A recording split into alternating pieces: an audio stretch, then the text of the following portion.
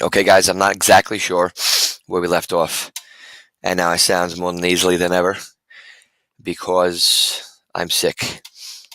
And not only am I sick, but the Mets make me sick. All right, where do we leave off? Digital portfolio. Basically, you're creating a website, and here are the pages you have to create. So we were talking about how to create different pages. Let's go back to our sample site. Let's go to add a page, create a page. We created the blog page. That's where we left off. Now a blog page, basically now what this means is as long as you have editing rights to the page, all you do is you click new post to create a blog post and you make a blog post. This is my first post. Actually, we'll put Mets stink up the joint.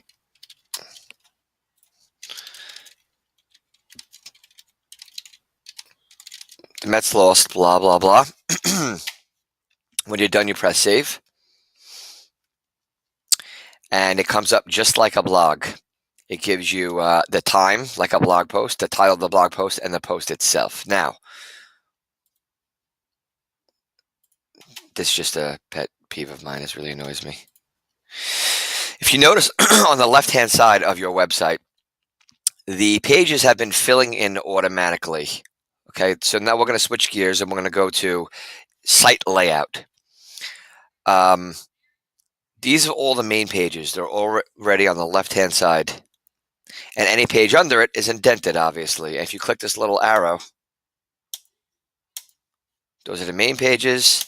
That's under it. All of your blog posts technically become their own page. Like, for instance, let's go back to the main blog page. This is the main blog page where all the blog posts are listed. But if you actually click the post, it's a separate page underneath the blog page. So that's what you're going to do for your blog. You're going to go to you're going to name your blog. You're just going to call it blog. You're going to call it whatever the name is. And this is every week you're going to post something. We'll talk about your blog project later. This tutorial is just to show you how to do the website. So that's adding pages. Now, let's go to manage sites. Remember, there's three things: manage site, edit site layout, and edit page. Well, let's go with edit page first. On edit page, it's exactly what it says. This is my home page. You're editing an individual page, and you're only editing inside this area. This is called the content area, and that's what you're editing, content area. You're not editing anything on the left-hand navigation bar. You're not editing anything on the title bar. It's just a content area. If you want to insert stuff, this is going to be your biggest button on your edit screen, insert. Okay, you can insert anything you want. You can insert an image. If you choose that, you can do it right from your computer or right from the web. So let's say you want to get something from the web. You just got to get the URL of that image. So let's do Mr. Met.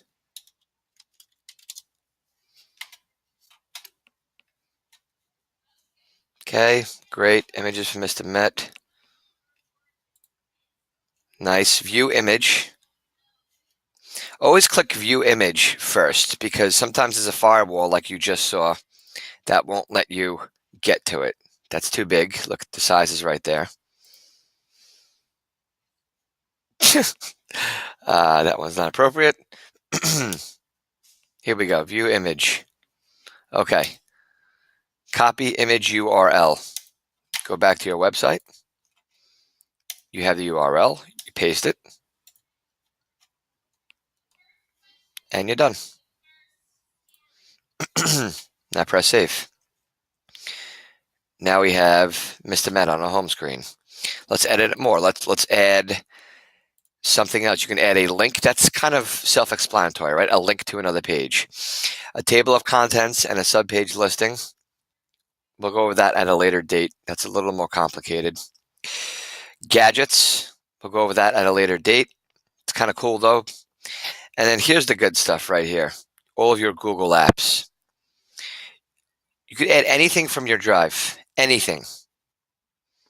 A Google Doc, an entire folder, a Google form, a Google Slides presentation, a sheet, a video from your Google Drive. Okay, all that stuff. So we're going to add a document. I'm going to make sure we're in the right spot. The cursor's blinking down there. Insert, Drive, Documents, and we will insert it and say, actually, what we'll do is we'll add digital portfolio. Done. Save. Okay. And now this is right on our home page.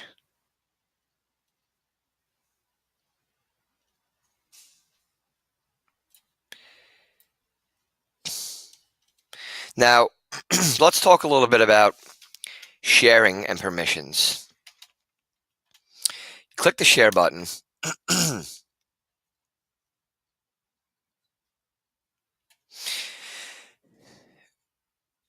There's two things going on here. There's something called your visibility setting, which is the first thing, and then there's specific sharing underneath it. Your visibility setting, click the change button. You have 5 options. On, public on the web, that basically means it's a regular website. Anyone can see it and anyone can find it. On, anyone with the link means it's not listed on the web in search engines. However, if someone has a specific link, they can click the link to see it.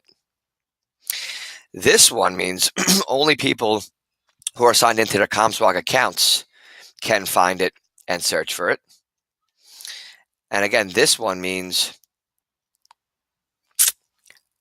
anyone who signed into their ComSwag account can click the link and access it, but you can't search for it. You can't search for it up here in my sites or on the internet itself.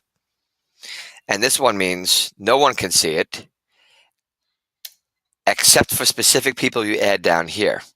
Also notice it says anyone can view. If you click ComSwag, you can change it to anyone can view or edit. We're going to keep it on can view. We don't want everyone in the world editing it. But if you want to add specific people, like right now I'll add Brittany Dean. Actually, let me add someone who didn't take the class last year. Let's go with Chris Diaz. Actually, I don't even know if I have any names in here. We'll just do Brittany Dean because her name comes up. When I click send, she can edit it. That means